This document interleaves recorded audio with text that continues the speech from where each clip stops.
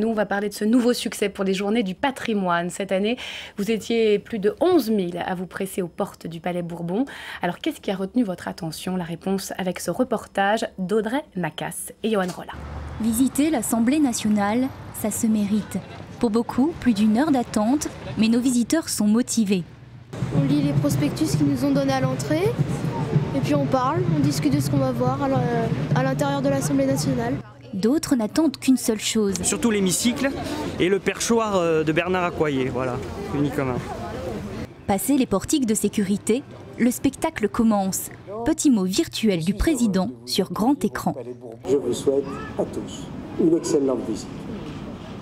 Puis un détour inattendu par l'hôtel de Lacé. À l'intérieur, de nombreuses salles de réception. Lustres de cristal, dorures, les coulisses regorgent de jolies surprises. Je trouve que c'est magnifique, c'est grandiose, c'est assez fantastique de découvrir ces pièces toutes les unes après les autres. Je trouve que c'est très intéressant. C'est une belle journée du patrimoine.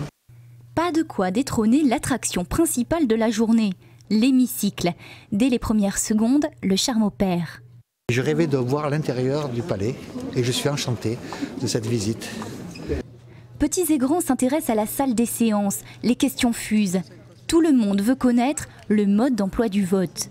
Chaque député viendra à sa place et vous avez 3 petits plots pour, contre ou abstention. À l'hémicycle, certains s'y verraient bien. Au pied du perchoir, nos députés d'un jour prennent la pause. Tous ont pourtant la même impression.